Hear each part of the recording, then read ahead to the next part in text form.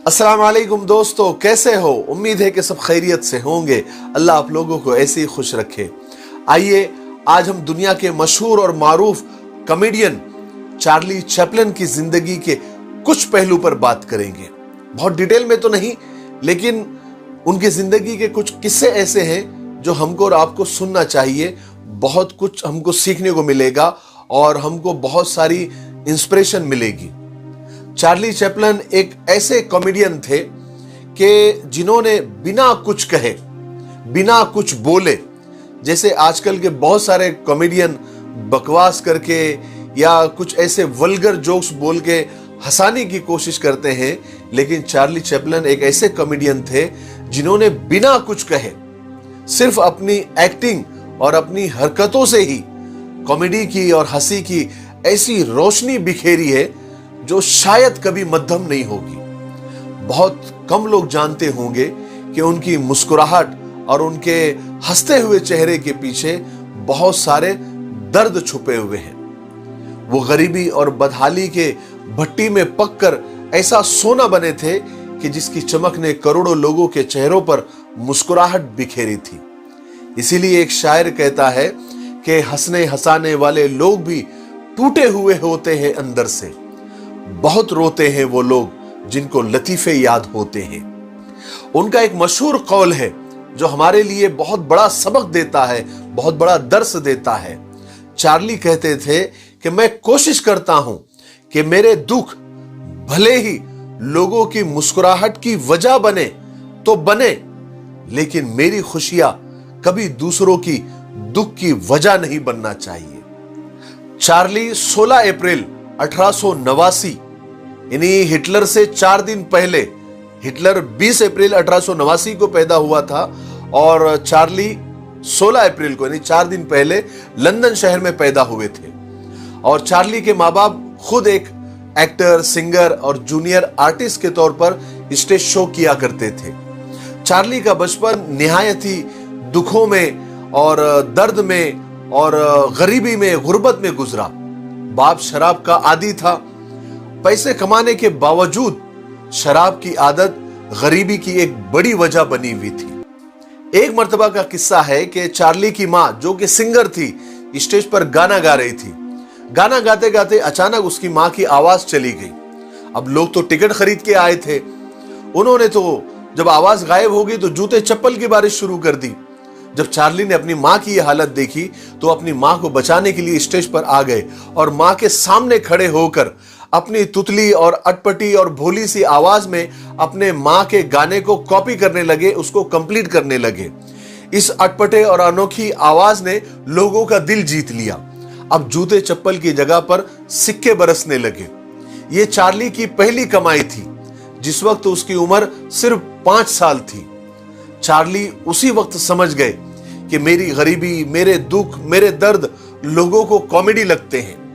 यही वजह थी कि चार्ली की सारी फिल्में जो उन्होंने बनाई, गरीबी, दुख, बेरोजगारी और अकेलेपन को बताकर उन्होंने लोगों को ज्यादा हंसाया। कुछ ही दिनों में चार्ली के ऊपर एक दुखों का पहाड़ गिरा कि उनके माँ बाप के दरमियान झगड़ा हुआ और तलाक हो गई।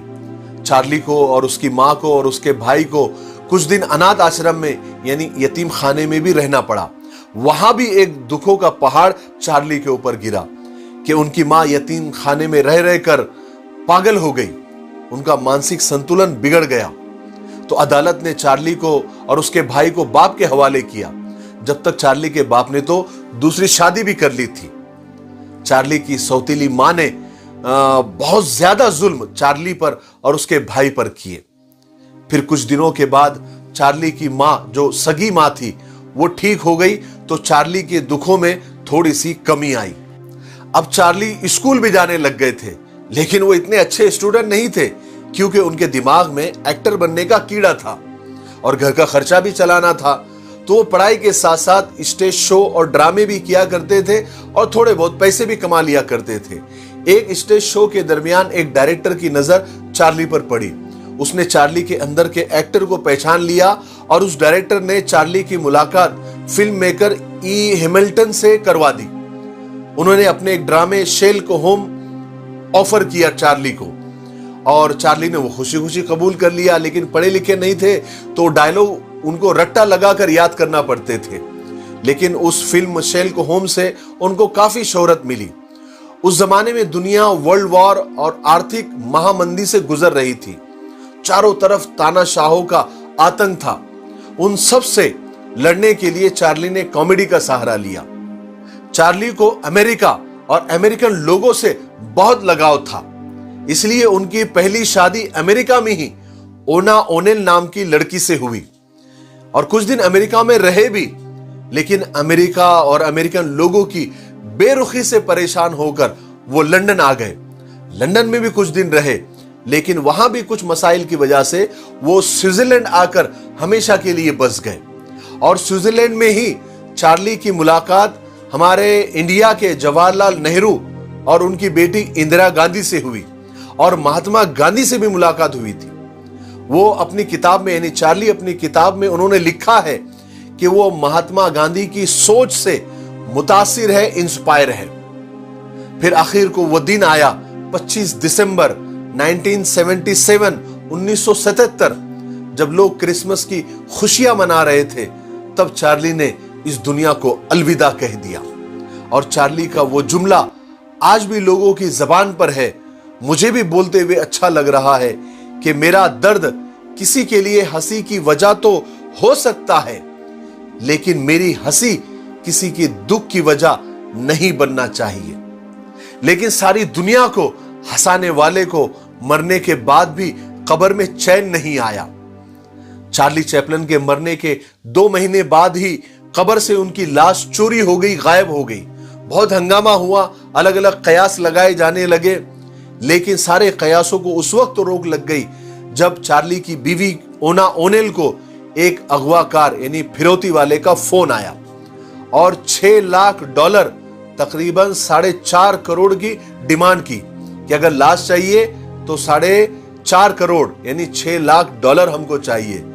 ओनेल ने तो साफ मना कर दिया कि मैं देने वाली नहीं हूं, लेकिन आखिरकार पुलिस ने उन अगवाकारों को और फिरौती मांगने वाले को गिरफ्तार कर लिया।